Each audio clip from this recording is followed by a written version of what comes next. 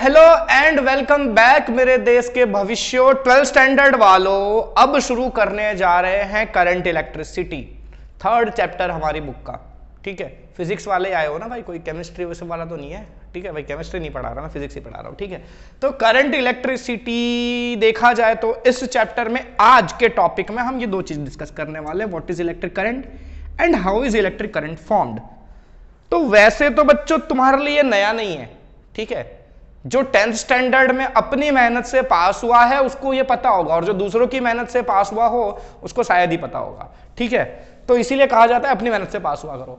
ठीक है, तो जो दूसरों की थोड़ा तो पता होगा यार। ठीक है, अच्छा, तो बात करें कि 10th स्टैंडर्ड में हमने इसके बारे में पढ़ लिया, व्हाट इज इलेक्ट्रिक करंट।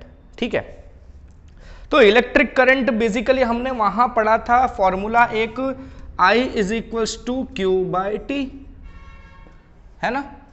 तो वहां भी आपको ये सब चीजें बताई गई होंगी, और नहीं बताई गई होंगी तो चलो मैं आज बता देता हूं।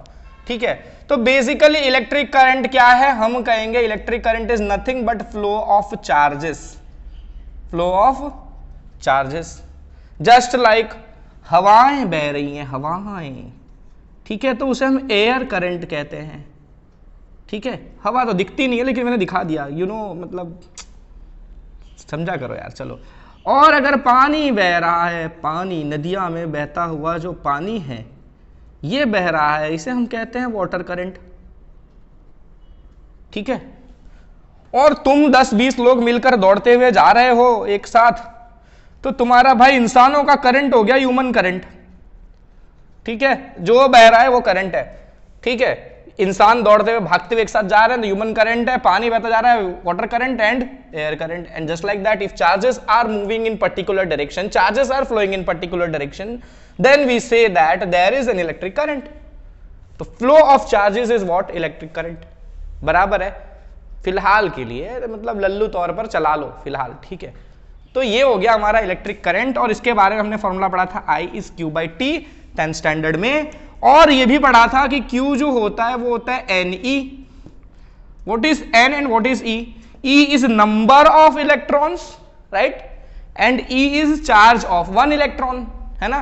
तो एक इलेक्ट्रॉन का चार्ज और वहां से जितने इलेक्ट्रॉन्स जा रहे थे उनको मल्टीप्लाई कर दिया, तो सारे इलेक्ट्रॉन का चार्ज डिवाइड बाई टी। तो ये एक्चुअली में होता क्या, Q ही है ना, सॉरी, तो Q N हो गया, N number of electrons and E यानी एक इलेक्ट्रॉन का चार्ज, मल्टीप्लाई किया तो सारा का सारा चार्ज मिल गया आपको। So I basically Q equal to N हो गया, तो Q की जगह पर हम डाल देंगे Ne बाई टी। याद हो तो ये सारी चीजें हमने पढ़ी हुई है, क्लियर है। अच्छा, तो वहां तो हमने सिर्फ इतना पढ़ा था कि इलेक्ट्रॉन्स जब फ्लो करते हैं तो वो करंट होता है। मैंने यहाँ इलेक्ट्रॉन नहीं लिखा, मैंने यहाँ लिखा है चार्जेस। ठीक है, तो चार्जेस में इलेक्ट्रॉन्स के अलावा पॉजिटिव चार्जेस की वजह से भी इलेक्ट्रिक करंट बनता है। इलेक्ट्रॉन नेगेटिव चार्जेस है तो इलेक्ट्रॉन के फ्लो की वजह से तो करंट बनता ही बनता है, लेकिन पॉजिटिव चार्जेस के फ्लो की वजह से भी करंट बनता है। बराबर है। अच्छा, तो इसको कैसे समझेंगे, इसको समझने के लिए देखो, आपको एक क्रॉस सेक्शन अज्यूम करना पड़ेगा, एक एरिया समझना पड़ेगा। तो देखो बच्चों, ये एक बुक है मेरे पास, इसको सभी जानते होंगे, बहुत ही फेमस लेक्चरर, टीचर, फिजिसिस्ट या जो बोलो उनकी बुक है ये। ठीक है, तो मैं बुक को नहीं बता रहा हूं, बुक तो पढ़ने में हालत खराब हो जाती है, वैसे बहुत अच्छी बुक है।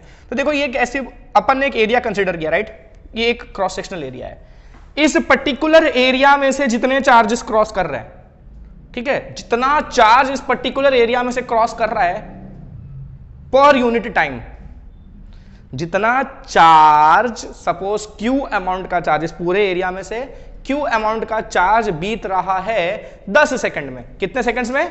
10 सेकंड्स में। तो मेरा करंट कितना हो जाएगा, Q अमाउंट का चार्ज गया था तो Q, और कितना टाइम में बीता है वो सारा चार्ज फ्लो करके गया है 10 सेकंड में। बराबर है। अच्छा, मान लो Q की वैल्यू 500 कूलम थी। ठीक है, 500 कूलम चार्ज फ्लो करके गया था 10 सेकंड में, तो करंट कैसे मिलेगा आपको, 500/10, है ना, इक्वल्स टू 50 एम्पियर। ऐसे ही कुछ मिलता है। बराबर है।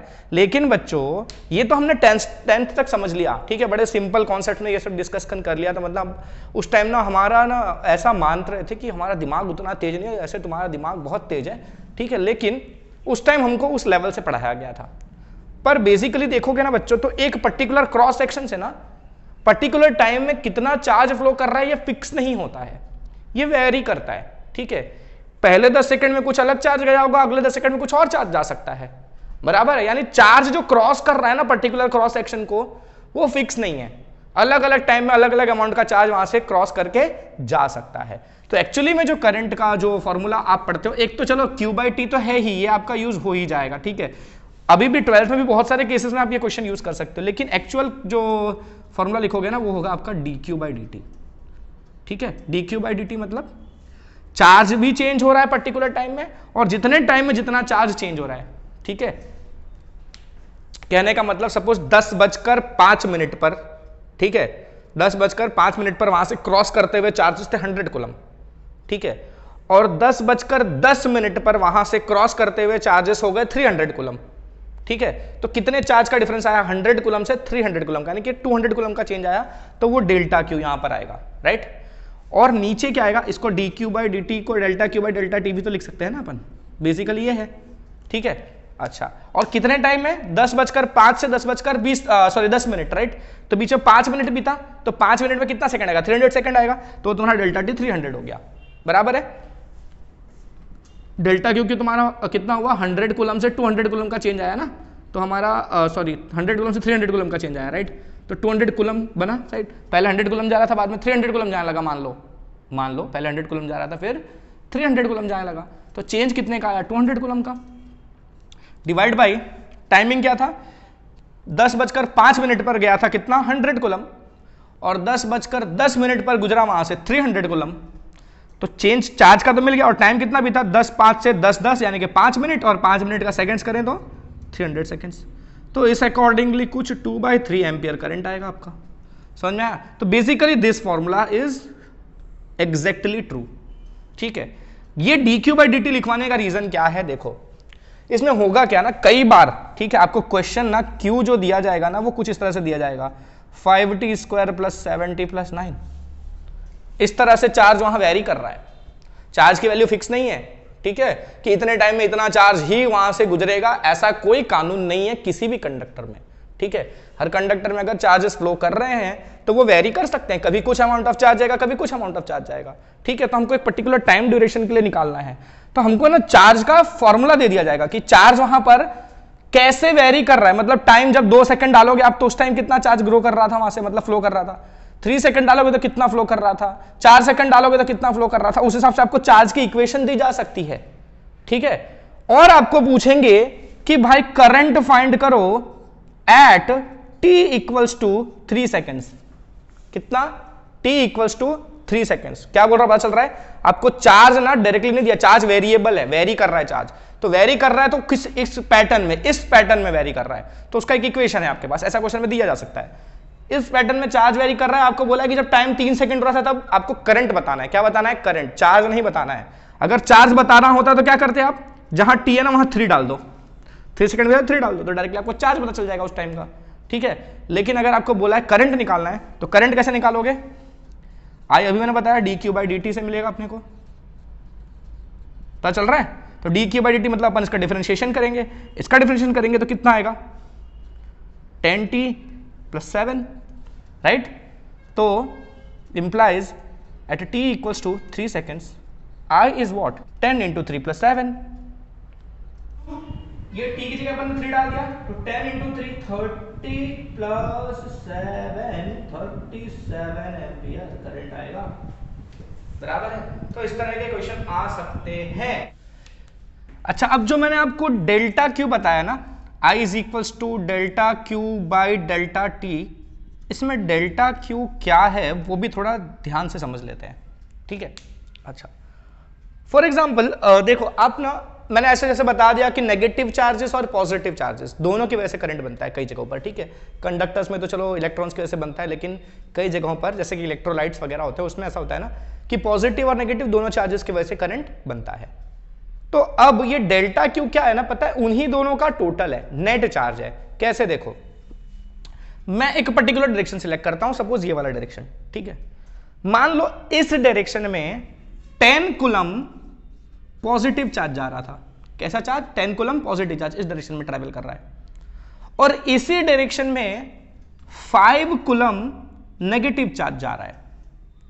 ठीक है, इस डायरेक्शन में 10 कूलम पॉजिटिव चार्ज जा रहा है और इसी डायरेक्शन में -5 कूलम यानी कि 5 कूलम नेगेटिव चार्ज जा रहा है। तो डेल्टा क्यू क्या होगा पता है, नेट चार्ज इन दोनों का टोटल। तो टोटल कितना होगा दोनों का, +10 और उसमें प्लस कर दिया अपन ने -5, तो आंसर कितना आएगा, +5।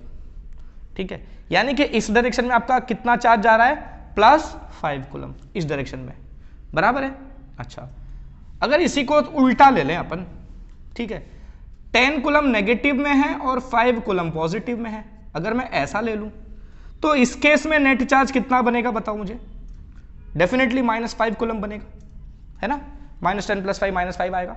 ठीक है, अच्छा, तो ये चार्ज भी मान लो इसी डायरेक्शन में, दो केसेस ले लिए, एक केस में ये था तो इस तरफ +5 कूलम चार्ज जा रहा था, दूसरे केस में ये वाला है तो इस तरफ -5 कूलम चार्ज जा रहा है। ठीक है, दोनों केसेस में करंट का डायरेक्शन अगर आपको पूछा जाए, करंट का डायरेक्शन, तो करंट का डायरेक्शन क्या होगा, आपको पता है इलेक्ट्रॉन्स जिस तरफ जाते हैं, नेगेटिव चार्ज जिस तरफ जाता है, करंट उसके ऑपोजिट होता है। करंट का जो एक्चुअल डायरेक्शन होता है that is the direction of flow of positive charges. ठीक है, ये बाय कन्वेंशन चला आ रहा है। ठीक है, ये सब हमने 10th में पढ़ा होगा, कन्वेंशन है पॉजिटिव चार्जेस के फ्लो को, डायरेक्शन को हम करंट का डायरेक्शन कहते हैं। ठीक है, पॉजिटिव चार्जेस के फ्लो के डायरेक्शन को करंट का डायरेक्शन कहा जाता है। ठीक है, तो पहले केस में इस डायरेक्शन में कितना चार्ज जा रहा है आपका, +5 कूलम, कितना चार्ज जा रहा है, +5 कूलम, तो आपका करंट किस तरफ है, इस डायरेक्शन में प्लस चार्ज जा रहा है तो करंट किस तरफ है, इसी तरफ है।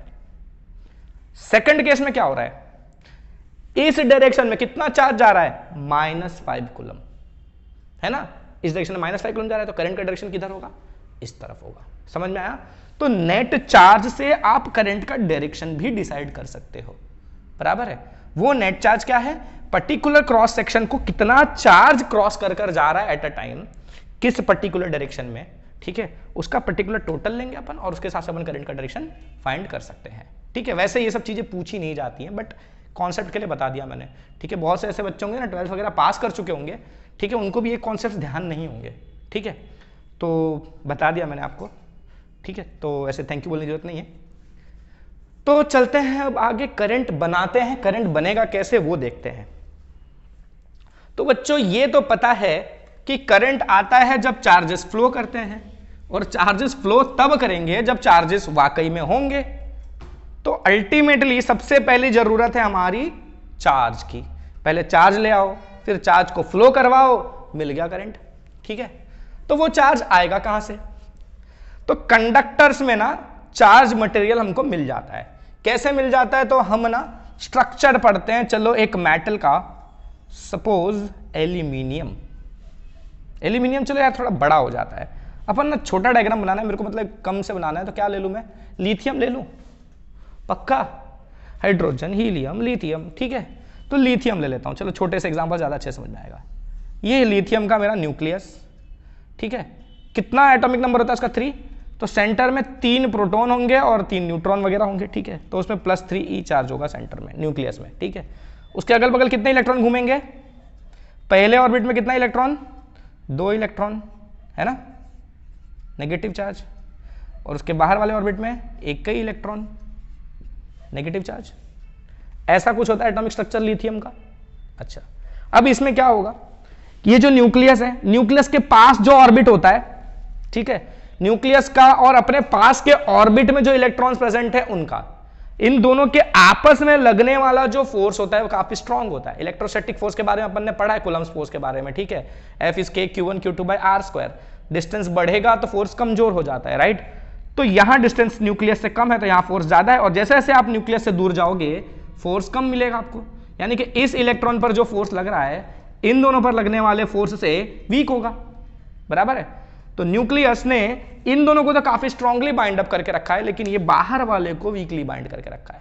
ठीक है, ये वैसे ही है जैसे कि क्लास में जो फर्स्ट सेकंड बेंच पर बैठते हैं बच्चे, वो ज्यादा बच के रहते हैं, राइट। पढ़ते हैं नहीं पढ़ते हैं तो बात अलग है, लेकिन बच के रहते हैं कि कुछ गलती करेंगे तो पकड़ा जाएंगे। लास्ट बेंच वाले जो होते हैं ना वो बच जाते हैं बार बार गलती करके, क्योंकि वहां तक ना टीचर की पहुंच थोड़ी सी कमजोर हो जाती है। तो वैसा ही है ये न्यूक्लियस का। ठीक है, जो लास्ट ऑर्बिट के इलेक्ट्रॉन्स है ना उन पर इसका कंट्रोल थोड़ा कम रहता है। तो भाई अगर मान लो तुम्हारी क्लास में 2 दरवाजे हैं, ठीक है, वैसे तो देखा ही होगा जहां दरवाजा होता है ना उसी के साइड में बोर्ड लगता है हर जगह हर क्लास में, क्योंकि सबको पता है ना। अगर पीछे की साइड लगा ना बच्चा वहां से छूमंतर भी हो जाएगा, पता नहीं चलेगा। लेकिन अगर किसी क्लास में 2 दरवाजा है तो लास्ट बेंच पे लतखोर जो बच्चा बैठा है वो वहां से निकल सकता है ना। अच्छा, तो ये जो इलेक्ट्रॉन है लास्ट ऑर्बिट में, ये ना यहां से इस पूरे एटम को छोड़कर बाहर निकल सकता है। इसके चांसेस है कि ये यहां से बाहर निकल जाए, पर बाहर निकलने के लिए कुछ कंडीशन होनी चाहिए। वो लड़का भी ऐसे ही थोड़ी चला जाएगा बाहर, ठीक है, उसको भी कुछ फायदा दिखेगा तो जाएगा ना। सपोज कोई दोस्त, दूसरी क्लास के दोस्त लोग खेल रहे हैं तो निकल लेगा, ठीक है, या और कुछ घूमने फिरने का मन हुआ उसके लिए निकल जाएगा, ठीक है, अंदर से तो जाएगा नहीं। तो वैसे ही इसका भी है, इस इलेक्ट्रॉन को यहां से बाहर जाना है तो क्या होगा पता है, कब जाएगा, जब इसको इतनी एनर्जी मिले, ठीक है, इसको इतनी एनर्जी मिले कि उस एनर्जी से वो इस न्यूक्लियस का फोर्स ओवरकम कर ले। इस पर फोर्स ऐसा नहीं कि फोर्स 0 है, फोर्स तो लग ही रहा है ना, कमजोर फोर्स लग रहा है, राइट। तो जितना फोर्स ये इसके ऊपर लगा रहा है, ठीक है, उस फोर्स को ओवरकम करने जितनी एनर्जी अगर इस इलेक्ट्रॉन को मिल गई तो ये इलेक्ट्रॉन इस ऑर्बिट को छोड़ के अलग हो जाएगा, ठीक है। और इतनी एनर्जी इस इलेक्ट्रॉन को रूम टेम्परेचर पर मिल जाती है, ठीक है। नॉर्मल जो रूम टेम्परेचर होता है उस टेम्परेचर पर जो हमारे कंडक्टर्स होते हैं, ठीक है, कंडक्टर्स की जो लास्ट ऑर्बिट के इलेक्ट्रॉन्स हैं वो उस टेम्परेचर पर इतनी एनर्जी उनको मिल जाती है कि वो लास्ट ऑर्बिट को छोड़कर उससे फ्री हो जाए। और जब ये इसको छोड़ देते हैं, ठीक है, ये इसे बाहर आ गए तो इनको हम कहते हैं फ्री इलेक्ट्रॉन्स। क्या कहते हैं हम इनको? Free electron. क्लास के बाहर निकल गया बच्चा तो अब वो आवारा हो गया भाई, ठीक है, यहाँ गए गैप बन गया अपना, इलेक्ट्रॉन तो बाहर चला गया, ठीक है, ये आवारा इलेक्ट्रॉन, फ्री इलेक्ट्रॉन, ठीक है। अब इसको कोई भी मैनिपुलेट कर सकता है, ठीक है, अब आ रही है ना भाई, इसको तो कोई भी घुमा देगा, चल मेरे साथ, अरे चल उधर, चल चल उधर टॉयलेट में घूम के आते हैं, अरे चल उधर ग्राउंड में घूम के आते हैं। तो ये भाई ऐसे हो गए अब, ठीक है। तो अब इनका क्या करेंगे, अब ये तो एक एटम की बात हुई, एक एटम से रूम टेम्परेचर पर एक इलेक्ट्रॉन निकला। अब अगर एक निकल का पीस ले लूं, मैं छोटा सा भी पीस ले लूं, तो उसमें लाखों करोड़ों एटम्स होंगे निकल के, और वो लाखों करोड़ों एटम्स, सारे के सारे एटम्स अगर एक एक इलेक्ट्रॉन दें तो लाखों करोड़ों फ्री इलेक्ट्रॉन्स मिल जाएंगे हमको। समझ में आ रहा है? तो कंडक्टर्स में ना इतने सारे फ्री इलेक्ट्रॉन्स अवेलेबल होते हैं एनी टाइम, रूम टेम्परेचर पर उसमें बहुत सारे फ्री इलेक्ट्रॉन्स हमको हर वक्त अवेलेबल मिलते हैं। अब आपके पास चार्जेस आ गए, कंडक्टर में ऐसे चार्जेस फ्री हैं, है ना, ये इलेक्ट्रॉन्स फ्री हैं सब। मैंने जो डायग्राम बनाया ये कंडक्टर का पीस है, ठीक है, इसको थोड़ा मैक्सिमाइज करके बताया, इतना मोटा कंडक्टर नहीं है, पतला सा कंडक्टर, इसको थोड़ा मैक्सिमाइज करके दिखाया है, थोड़ा नीचे अंदर के लेवल में जाना है ना हमको, इसलिए। और जो ब्लू ब्लू दिखा रहा हूं ना मैं, ये क्या है बताता हूं। देखो आपका इलेक्ट्रॉन यहां से निकल गया, तो ये जो एटम था इसमें से ये इलेक्ट्रॉन निकल गया, तो ये एटम अब क्या बन गया, एटम जब इलेक्ट्रॉन लूज करता है या गेन करता है तो वो आयन बन जाता है, तो ये बन गया अब आयन। और इलेक्ट्रॉन लूज के इसलिए कैसा आयन बनेगा, पॉजिटिव आयन बनेगा, तो ये पॉजिटिव आयन है, ठीक है। ये कहीं नहीं जाएंगे, एटम्स कहीं नहीं जाने वाले, एटम्स अपने फिक्स पोजीशन पर रहेंगे। मैटर्स में वो अपने लैटिस पोजीशन को छोड़कर नहीं जाते, उस पर भले ऑसिलेट करें लेकिन छोड़कर नहीं जाते, ठीक है। तो ये वो आयंस है, ये अपनी जगह पर फिक्स है, ठीक है, ये मूव नहीं करेंगे। मूव कौन करेगा, ये जो फ्री इलेक्ट्रॉन्स हैं वो, बराबर है। अच्छा, अब ये फ्री है रूम टेम्परेचर पर, इनके पास एनर्जी है, जिसके पास ताकत होती है ना चैन से नहीं बैठता, तो इनके पास एनर्जी है, चैन से नहीं बैठेंगे, ऐसे रैंडम मोशन करेंगे, ये इधर जाकर टकरा रहा है, इधर जाकर टकरा रहा है, उधर जाकर टकरा रहा है, ठीक है। ये इसको मैंने 2 झापड़ मारा, एक आयन को 2 झापड़ मार के उधर निकल गया, ठीक है। तो इस तरह से ये सब रैंडम मोशन कर रहे हैं, ठीक है। इस रैंडम मोशन के दौरान क्या होगा, ये आएंगे आयन से टकरा कर चले जाएंगे, इधर टकराएंगे इधर डाइवर्ट होंगे, कोई इधर टकरा के इधर डाइवर्ट होगा, कहीं यहाँ टकरा के कहीं और डाइवर्ट होगा, सब एक दूसरे टकरा के इधर डाइवर्ट होते रहेंगे, बराबर है। अच्छा, वो आयन से भी ना एग्जैक्टली जाके ऐसे हिट नहीं करते, ठीक है, उसमें थोड़ा सा और डिटेल है, लेकिन अभी फिलहाल आपको यही समझ लेना है कि वो उसको हिट करके ऐसे निकल जा रहे हैं, ठीक है, टकरा के उधर मूव कर रहे हैं, बराबर है। अच्छा, तो यहां इलेक्ट्रॉन्स मोशन तो कर रहे हैं, इलेक्ट्रॉन्स मोशन कर रहे हैं मतलब चार्जेस मोशन कर रहे हैं, और अगर चार्जेस मोशन कर रहे हैं मतलब करंट होना चाहिए, राइट। तो ये एक पीस रखा हुआ है मेटल का, मान लो ये अगर ये मेटल का पीस है मतलब इसमें करंट फ्लो कर रहा है, रूम टेम्परेचर पर फ्री इलेक्ट्रॉन्स हैं, फ्री इलेक्ट्रॉन्स मोशन कर रहे हैं, इलेक्ट्रॉन्स मोशन कर रहे हैं मतलब चार्जेस मोशन में है, चार्जेस मोशन में है मतलब करंट है नहीं है, वरना हर मेटल उठाते आपको करंट लग जाता है ना, शॉक लगा लगा ऐसे बाल खड़े हो जाते आपके, लेकिन ऐसा क्यों नहीं होता। तो वो चीज है कि हमने देखो ऐसा एज्यूम करते हैं क्योंकि इसमें करंट 0 मिलता है हमको, ठीक है। तो हम कैसे इसको समझते हैं कि क्या होता होगा, कि देखो आप ना इसको कहीं से भी क्रॉस सेक्शन में डिवाइड कर दो, कहीं से भी एक एरिया काट लो, तो इस एरिया से ना इस एरिया के इस बगल कुछ इलेक्ट्रॉन्स हैं और इस बगल भी कुछ इलेक्ट्रॉन है। तो हम क्या मानते हैं पता है कि एट अ टाइम किसी एक पर्टिकुलर इंस्टेंट पर जितने इलेक्ट्रॉन्स इसको क्रॉस करके उस तरफ जा रहे हैं उतने ही इलेक्ट्रॉन उस तरफ से क्रॉस कर कर इधर आ रहे हैं। ठीक है, ये हमारे एजम्पशंस हैं, क्योंकि हम अंदर घुसकर इलेक्ट्रॉन्स का मोशन नहीं देख रहे। ठीक है, ये सारे हमारे एजम्पशंस हैं। तो हमारी स्टडीज जो हैं वो ये सजेस्ट करती हैं कि हम इसको इस तरह से समझ सकते हैं। अगर आप में से कोई नया रिसर्च करे, कुछ नई थियोरी ले आए, तो वो इसको और अलग तरीके से समझा सकता है। इसमें कोई मतलब वो नहीं है। जैसे मैंने बता दिया, साइंटिस्ट जो होते हैं ना, कोई भी साइंटिस्ट या कोई भी लॉ जो होता है ना, ऐसा नहीं कि उसे चैलेंज नहीं किया जा सकता। हर लॉ को, हर साइंटिस्ट को चैलेंज किया जा सकता है, और आर क्वेश्चनेबल। तो आप इसमें कुछ नया ला सकते हो, लेकिन फिलहाल जितना रिसर्च हो चुका है मैं ना फिलहाल मैं अपने हिसाब से ही पढ़ाऊंगा। ठीक है, मेरे को उतना ही पता है। तो उस हिसाब से ये जो एरिया लिया है हमने ऐसा एज्यूम किया कि जितने इलेक्ट्रॉन्स इधर से उस तरफ जा रहे हैं उतने ही इलेक्ट्रॉन्स उस तरफ से इस तरफ आ रहे हैं। यानी इधर से जो इलेक्ट्रॉन्स इस तरफ जा रहे हैं उन्होंने कुछ करंट बनाया इस डायरेक्शन में, और जो इलेक्ट्रॉन्स वहां से इस तरफ आ रहे हैं उन्होंने भी कुछ करंट बनाया, लेकिन उस डायरेक्शन में। अब सेम इलेक्ट्रॉन्स थे, सेम नंबर ऑफ इलेक्ट्रॉन्स थे, तो करंट भी सेम ही बनाएंगे। तो जितना करंट इधर उतना करंट इधर, दोनों का कैंसिल आउट होकर करंट मिल गया कितना, 0। समझ में आया? इसलिए किसी भी मेटल पीस में एट अ टाइम कोई करंट हमको देखने को नहीं मिलता। बराबर है? तो चार्जेस मोशन के कर रहे हैं फिर भी करंट नहीं है। ठीक है, तो सिर्फ चार्जेस मोशन करते हैं तो उससे करंट बनेगा ऐसा जरूरी नहीं है। ठीक है, इसीलिए ना हमने जो आई लिखा था ना उसमें भी delta Q by delta T लिखा था। डेल्टा क्यू मतलब नेट चार्ज। तो मैंने तुमको +10 -5 समझाया ना। तो देखो, अगर सारे इलेक्ट्रॉन्स थे तो 10 इलेक्ट्रॉन इधर जा रहे थे तो 10e चार्ज माइनस में, और 10 इलेक्ट्रॉन इस तरफ आ रहे थे तो 10e चार्ज माइनस में इस तरफ। ठीक है, तो इधर भी माइनस इधर भी माइनस, तो किसी एक को फिर ऑपोजिट है ना, दोनों एक दूसरे को ऑपोजिट है, तो किसी एक को प्लस देना पड़ेगा, कैंसिल आउट हो गया 0। तो नेट चार्ज हो गया 0, करंट भी हो गया 0। समझ में आ रहा है क्या कह रहा हूँ? समझ में आ रहा है? 10e चार्ज इस तरफ, 10e चार्ज इस तरफ, दोनों नेगेटिव है। ठीक है, तो नेगेटिव ही इस तरफ जा रहा है, नेगेटिव ही इस तरफ जा रहा है। ठीक है, तो 10 कूलम इधर 10 कूलम इधर मान लो, दोनों का 10 कूलम ऑपोजिट डायरेक्शन में हुआ, तो कैंसिल आउट होकर चार्ज कितना बना, 0 बन गया, करंट बन गया 0। इस तरह से भी आप समझ सकते हो। तो इस केस में करंट 0 है, तो करंट बनाएंगे हम कैसे? तो हमको क्या दिख रहा है, इतना समझ में आ गया कि रैंडम मोशन कैसे करंट 0 है। लेकिन अगर मैं चाहूं, मैं अगर सारे इलेक्ट्रॉन्स को एक ही डायरेक्शन में ढकेल दूं तो मुझे करंट मिलेगा। मिलेगा कि नहीं मिलेगा? सारे इलेक्ट्रॉन्स अगर एक ही डायरेक्शन में जा रहे हैं तो नेट चार्ज 0 नहीं होगा ना। सारे इस तरफ जा रहे हैं तो कुछ चार्ज जा रहा है, तो यस हमको 0 चार्ज नहीं मिल रहा है, मतलब करंट की कुछ वैल्यू मिल सकती है। तो अब हमारा पर्पस क्या है? हमारे पास फ्री चार्जेस हैं, हम चाहते हैं चार्जेस को एक डायरेक्शन में फ्लो करवाना। अब वो हम कैसे कर सकते हैं वो देखते हैं। तो हमने फर्स्ट चैप्टर में ये पढ़ा, 12th में ही फर्स्ट चैप्टर में ये पढ़ा कि अगर आप किसी चार्ज को इलेक्ट्रिक फील्ड में रख दो तो वो फोर्स एक्सपीरियंस करता है F = QE, है ना। अगर किसी चार्ज को इलेक्ट्रिक फील्ड में रख दिया जाए तो वो फोर्स एक्सपीरियंस करता है ना। अच्छा, डायरेक्शन क्या होता है फोर्स का?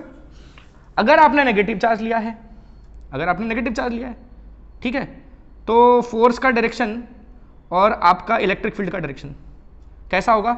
ऑपोजिट होगा कि सेम होगा? मतलब ये देखो कि आपका इलेक्ट्रिक फील्ड का डायरेक्शन इस तरफ है, ठीक है, इलेक्ट्रिक फील्ड का डायरेक्शन कहां है आपका? इस तरफ है। तो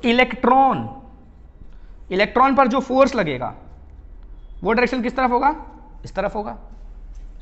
अगर इलेक्ट्रिक फील्ड का डायरेक्शन इधर ही ले ले, फिर से अपन इलेक्ट्रिक फील्ड का डायरेक्शन इस तरफ है, लेकिन अगर आपने प्रोटॉन रखा है +E, तो उस पर जो फोर्स लगेगा उसका डायरेक्शन क्या होगा? उधर ही होगा, है ना। मतलब पॉजिटिव चार्ज अगर इलेक्ट्रिक फील्ड में आया तो वो इलेक्ट्रिक फील्ड के डायरेक्शन में ही जाता है, और अगर नेगेटिव चार्ज आ गया इलेक्ट्रिक फील्ड में तो वो इलेक्ट्रिक फील्ड के ऑपोजिट डायरेक्शन में जाता है। क्लियर है इतना? अच्छा, तो मुझे यहां करंट अगर सेटअप करना है तो मैंने बोला करंट सेटअप करने के लिए आपको चार्जेस को एक डायरेक्शन में मोशन में लाना पड़ेगा, और अगर अपन एक डायरेक्शन में मोशन करवाना चाहते हैं चार्जेस को तो अपन वहां पर इलेक्ट्रिक फील्ड लगा सकते हैं। अगर अपन ने इलेक्ट्रिक फील्ड लगा दिया, ठीक है, इस एरिया में मैंने इलेक्ट्रिक फील्ड सेटअप कर दिया, तो जो चार्जेस हैं यहां पर वो सारे चार्जेस फोर्स एक्सपीरियंस करेंगे, ठीक है, और वो एक पर्टिकुलर डायरेक्शन में मूव करने लगेंगे। और देखो सारे चार्जेस कौन से मूव करने वाले? पॉजिटिव चार्ज तो मूव करने नहीं वाले, हो तो आयन से फिक्स है अपनी जगह पर। कौन चार्जेस मूव कर सकते हैं? इलेक्ट्रॉन्स। सारे इलेक्ट्रॉन्स कैसे हैं? नेगेटिव चार्ज है ना। तो आपने इलेक्ट्रॉन मतलब यहां इलेक्ट्रिक फील्ड सेटअप कर दी तो सारे के सारे इलेक्ट्रॉन्स सेम ही डायरेक्शन में फ्लो करेंगे कि अलग अलग डायरेक्शन में जाएंगे? पॉजिटिव नेगेटिव होते तो अपोजिट डायरेक्शन में जाते ना, सारे के सारे नेगेटिव ही हैं तो सब एक ही डायरेक्शन में जाएंगे। क्लियर है? अच्छा, अब मैं ना मेरे ऊपर डिपेंड करता है कि मैं जिस तरफ चाहूं उस तरफ मैं उसको मूव करवा सकता हूं। चलो मैं चाहता हूं कि करंट कहां जाए, इस तरफ जाए। कहां जाए करंट? इस तरफ मैं करंट ले जाना चाहता हूं। तो करंट अगर मुझे इधर बनाना है तो मुझे इलेक्ट्रॉन्स को किस तरफ भेजना पड़ेगा? इधर भेजना पड़ेगा या इधर भेजना पड़ेगा? किधर भेजना पड़ेगा? करंट का डायरेक्शन इलेक्ट्रॉन के ऑपोजिट होता है ना। तो अगर आपको करंट इधर चाहिए तो आपको इलेक्ट्रॉन कहां ले जाने पड़ेंगे? इस तरफ ले जाने पड़ेंगे। यानी आप चाहते हो इलेक्ट्रॉन्स कहां जाएं? इस तरफ, बराबर है। अब इलेक्ट्रॉन्स को अगर इस तरफ ले जाना है तो आपको इलेक्ट्रिक फील्ड किस डायरेक्शन में सेटअप करनी पड़ेगी? इलेक्ट्रॉन्स का, ठीक है, जो फोर्स लगेगा इलेक्ट्रॉन पे, फोर्स इधर लगेगा अगर इलेक्ट्रिक फील्ड आपने इधर लगाया है तो, ठीक है। यानी कि जिस डायरेक्शन में आपको इलेक्ट्रॉन्स को ले जाना है इलेक्ट्रिक फील्ड आपको उसके ऑपोजिट डायरेक्शन में लगानी पड़ेगी। यानी अगर आपको इलेक्ट्रॉन्स इधर ले जाना है तो इलेक्ट्रिक फील्ड आपको किधर लगानी पड़ेगी? इस डायरेक्शन में लगानी पड़ेगी। समझ में आया? करंट इधर लगाना है और करंट इधर ले जाने के लिए इलेक्ट्रॉन्स को इस तरफ ले जाना पड़ेगा, और अगर इलेक्ट्रॉन्स को इस तरफ ले जाना है तो इलेक्ट्रिक फील्ड इस तरफ। यानी करंट के डायरेक्शन में ही आपको इलेक्ट्रिक फील्ड सेटअप करनी है। जिस डायरेक्शन में आप करंट चाहते हो उस डायरेक्शन का इलेक्ट्रिक फील्ड सेटअप कर दो, आपको वो करंट मिलेगा। बराबर है? क्लियर है? तब मैंने लगा दिया इलेक्ट्रिक फील्ड इस तरफ। इलेक्ट्रॉन्स जितने हैं इस फील्ड में आएंगे वो सारे फोर्स लगेंगे उन पे इस तरफ का फोर्स लगेगा। तो यानी कि सारे के सारे कहां मोशन करेंगे? इस तरफ। अब इलेक्ट्रिक फील्ड में सेटअप कैसे करूंगा? तो उसके लिए मेरे पास एक तरीका है। कैसे? आपको पता है इलेक्ट्रिक फील्ड पॉजिटिव से नेगेटिव की तरफ जाता है, ठीक है। एक जगह पर बहुत बड़ा पॉजिटिव चार्ज है और एक तरफ उतनी ही वैल्यू का नेगेटिव चार्ज है, तो इलेक्ट्रिक फील्ड का डायरेक्शन ऐसा हो जाता है ना। पॉजिटिव नेगेटिव की तरफ इलेक्ट्रिक फील्ड का डायरेक्शन होता है, अपन ने पढ़ा है ना। ये स्फीयर नहीं है, चार्ज है, ठीक है। नहीं तो बोलोगे ऐसा परपेंडिकुलर बनाने का, इलेक्ट्रिक फील्ड हमेशा परपेंडिकुलर, पता है, ठीक है। पर ऐसे सिंपल एग्जांपल के लिए बता दिया मैंने। पॉजिटिव से नेगेटिव तरफ इलेक्ट्रिक फील्ड होता है, बराबर है। यानी आपको क्या करना पता है? आपको इलेक्ट्रिक फील्ड इस तरफ ले जाना है ना, इस तरफ ले जाना है ना, तो आप यहां पर बड़ा सा पॉजिटिव चार्ज बिल्टअप कर दो, ठीक है, और यहां पर उतने ही वैल्यू का नेगेटिव चार्ज बिल्टअप कर दो, ठीक है। यानी एक पॉजिटिवली चार्ज प्लेट लाओ, यहां चिपका दो, उतने ही वैल्यू का नेगेटिव चार्ज वाला प्लेट लाओ और यहां चिपका दो। यहां पॉजिटिव चार्ज बिल्टअप हो गया, यहां नेगेटिव चार्ज बिल्टअप हो गया। अब इस पूरे रीजन में इलेक्ट्रिक फील्ड सेटअप हो गया ऐसा करने से। और इस पूरे रीजन में जब इलेक्ट्रिक फील्ड इस डायरेक्शन में सेटअप हो गया है तो यहां जितने भी इलेक्ट्रॉन्स हैं वो सारे इलेक्ट्रॉन्स इस तरफ फोर्स एक्सपीरियंस करेंगे कि नहीं करेंगे? पक्का?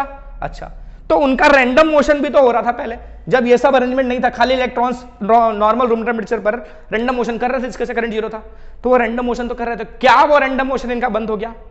नहीं बंद हुआ, इनका रैंडम मोशन अभी भी हो रहा है। साथ ही साथ एक और मोशन हो रहा है, दो तरह का मोशन हो रहा है। समझ में आया?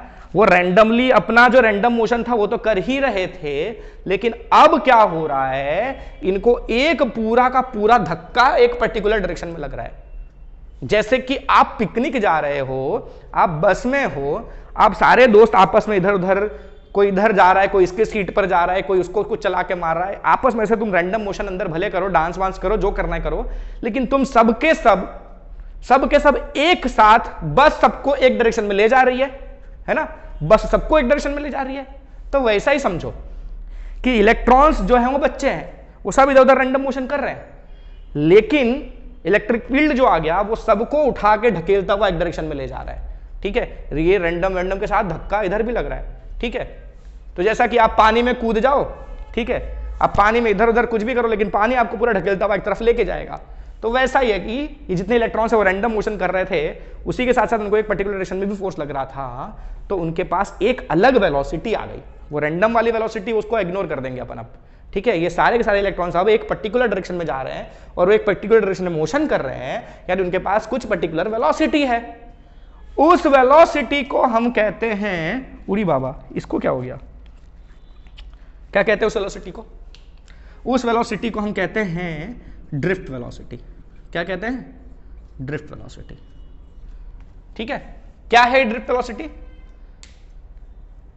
एक्सेप्ट देयर रैंडम मोशन, ठीक है, the electrons in a conductor experiences a force in a particular direction due to the electric field set up in the conductor, ठीक है। this force takes the electrons in a particular direction and hence they acquire a certain velocity. this velocity is known as drift velocity, ठीक है। या आप कह सकते हो कि velocity of electrons, ठीक है, velocity of electrons under the effect of electric field in a conductor is called drift velocity. Simple terms में आप ऐसे भी लिख सकते हो, ठीक है। क्या लिख सकते हो आप? velocity of electrons due to electric field in a conductor is called drift velocity। ठीक है,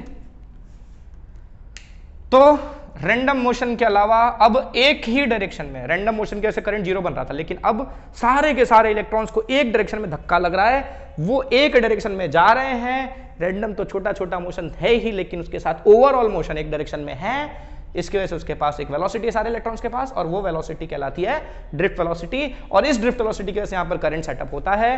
ड्रिफ्ट वेलोसिटी के बारे में हम और डिटेल में पढ़ेंगे, इसकी इक्वेशन भी डिराइव करेंगे, इससे रिलेटेड और भी इक्वेशंस डिराइव करेंगे अगले वाले वीडियो में। ठीक है, अभी नहीं, आने वाले वीडियोस जो हैं उनमें ये सारी चीजें डिस्कस हो जाएंगी।